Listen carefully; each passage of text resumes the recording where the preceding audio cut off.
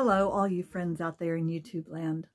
Today's video, first, I need to tell you about the book I mentioned last time, and then I totally forgot about it, finished the video and published it, and realized I had not shown you this book. This is 100 Plants That Heal. And I'm pretty sure this is the book that I saw at Williamsburg the previous time I went. And I didn't buy it, and I regretted it, and I had trouble finding it later. But it's a pretty neat book. It really does have a section on 100 different plants. Here is the table of contents. Look at all that. And some of the ones that interest me the most. There is bay laurel is listed here. Well, I have a little teeny bay tree that's starting to grow. It's looking really well. The elder is in here. Borage is in here. Now, borage is a plant. It's an herb that I grew years ago, and I think I might look for another one of them and try that again. Comfrey is in here, and I'm going to be making some comfrey salve. I need to start that today so I can have it at the market. There's just so many in here. Oh, goodness. Some that I've been interested in. Ivy, nettle. There's even walnut in here. Isn't that interesting? This is very much a crossover to the dyeing I've been to. Lavender is in here. I have a new lavender plant this year that I'm excited about. Lemon balm. Listen to this one. Mouse ear hawkweed. That's the name of a plant. Never heard of it. Oregano. I have massive amounts of oregano. As a matter of fact, I had to remove my thyme plant, which was being just obliterated by the aggressive oregano. It was going to get stuck between oregano and I have some mint in there. And both of those are aggressive. So I took the thyme out of the middle and put it in its own nice little pot. And it's looking pretty happy. And now I'm going to wait and see if the mint and oregano go to war in no man's land in between and see who wins. Yarrow is in here. Wild strawberry. Now see, I have a good bit of wild strawberry around. That would be worth looking into. There's rosemary. I have tons of rosemary. So plants that heal. Now, let me just pick one. Lavender. Okay. This is, they give you wonderful photographs of it. And then this is the page on lavender. And let me read to you what's here. They give its name, its family, its active elements. Aromatic oil, particularly rich in linalool acetate and linalool. They have a little bit of history. They tell what it does best for healing. They have a good description of it, how big it grows, altitude where it grows well, that kind of thing. Main benefits from it. Lavender, the main benefits are that it's calming, it's a stimulant and digestive. So calming, you know how lavender helps you go to sleep. But in your digestive system, it's a stimulant. In other words, it helps you to digest.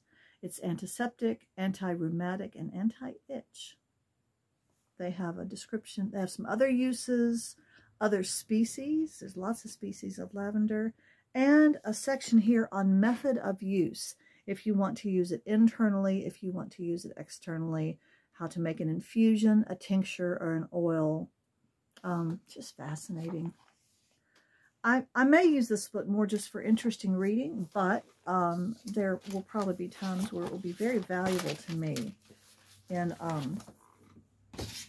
if I keep on investigating different salves and ointments to make, because the ones I've made so far have been really, really effective. So, now the rest of this video, I'm going to make an orange cake. Okay, this is some footage that I filmed last week, but I think it was a success. I even had one person ask for the recipe, which is kind of hysterical because I nearly ruined this cake. When I described to Adam what I did, he was like, "Oh, you were trying to kill this cake, weren't you?" So without further ado, here is the orange cake. I have been pining for an orange cake for a few weeks. So today is the day. I had a couple of oranges left over that Adam needed the peel from, and so I'm left with these oranges that look like this. And then we went to Williamsburg, and so I put them in the refrigerator in a Ziploc and hoped that they would survive till I came back, and they did. They don't smell like penicillin, if you know what I mean. So I'm using a recipe I found online. It says scratchmadeeasy.com. Let me see, what is this called? Easy orange cake recipe. But I wanted one with whole oranges in it. Adam used to make one where he would take a whole orange with the rind and boil it in water before he made the cake. Now that was an amazing cake. I'm not making that one though, because this one didn't have rind. I'm making some adjustments to the recipe. I'll post a link up there, down there. Probably not up there because it's not a video. It'll be down in the description. And I'm about halfway through, so let me show you what I've done so far. Okay, and some of the changes I've made. Now you're supposed to use a blender, but I don't have a blender. I've got a bullet. And so I cut off the residual rind. I hate to waste that, but it was looking a little scary. I don't know, some of it was looking kind of dark. So I cut that off.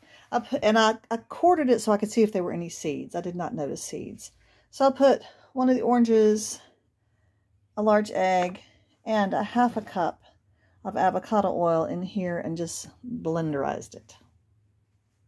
And I'm going to do that again because I need another orange, another half cup of this. I need 2 more eggs, so next time I'll put 2 eggs in.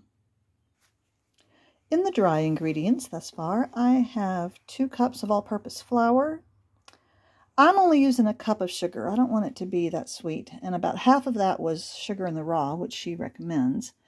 And then it has 2 tablespoons of baking powder. It didn't call for any salt, which I kind of thought was a little strange, so I sprinkled a little salt in there. Now, since I'm taking out a half cup of sugar, which is a wet ingredient technically, I'm going to add some, I'm adding cranberries, which is one of the additions she recommended, but I soaked them in some Cruzan blackstrap molasses rum. Yes, put it in the microwave to warm it up, and they're really plumping up beautifully, and the rum will add some more moisture. So I hope that'll be enough moisture. Hope it's not dry. The oven is set to 350. I am mixing my dry ingredients. I do love this whisk that a dear friend gave to me. I like it better than other whisks. And then I'll be putting this all together and putting it into a bundt pan that I have prepared. Here's the bundt pan. Don't use it very often, but when I do, a bundt pan is a wonderful thing. I don't want any icing on this. I don't want a drizzle. I just want orange cake. That's what I'm craving.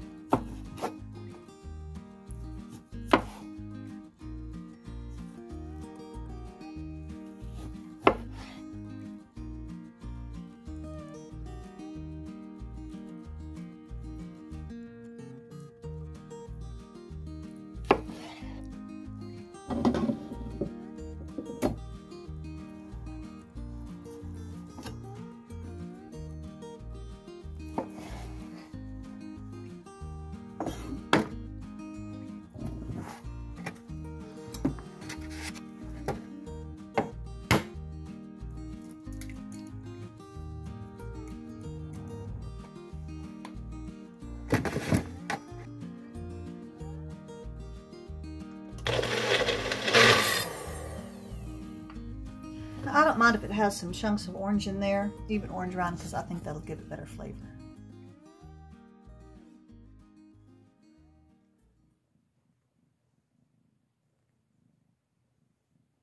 This is what happens when you throw a blanket on top of one cat, and the other cat must investigate.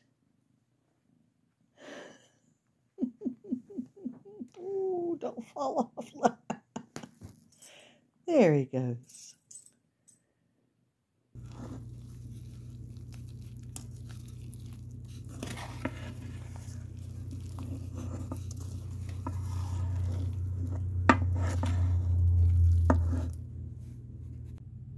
What have we here? I hear you asking. These are 2 frozen lemons, and I have a frozen lemon. Now, I'm a little worried that this cake is not going to have a lot of zippy orange flavor. I don't know. I tasted the batter, and it just tasted like cake batter. I'm a little worried. So I want a tart lemon drizzle on top. Again, not too much sugar. I want it tart. And an old friend from years ago told me that you could take lemons and freeze them and then thaw them out, and they would be just for, you know, not for fresh, but for juice and stuff, they would be just as good. These have been in the freezer for quite a long time, like, oh, maybe a year. We'll see. I don't know what, they may have no flavor either, but this is an experimental baking session. Well, there it is, fresh out of the oven. It really looks very good. I did boil some of that orange rind, and I chopped it in teeny pieces and boiled it a little bit, and then stuck it into the cake early in its baking to try to get some more flavor in there. Now I'm going to turn it upside down, as you're supposed to do with a bundt cake, and let it cool completely.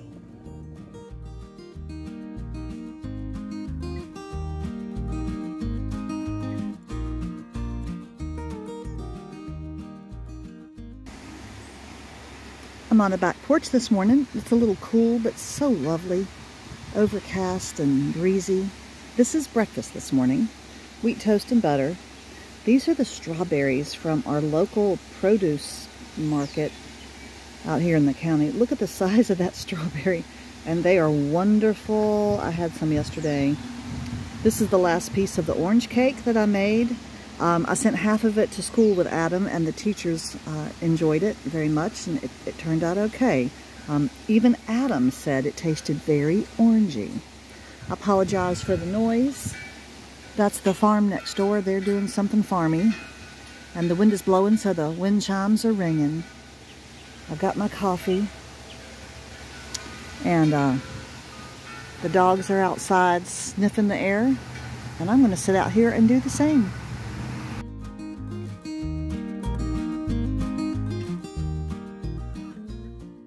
Well, I hope you enjoyed that.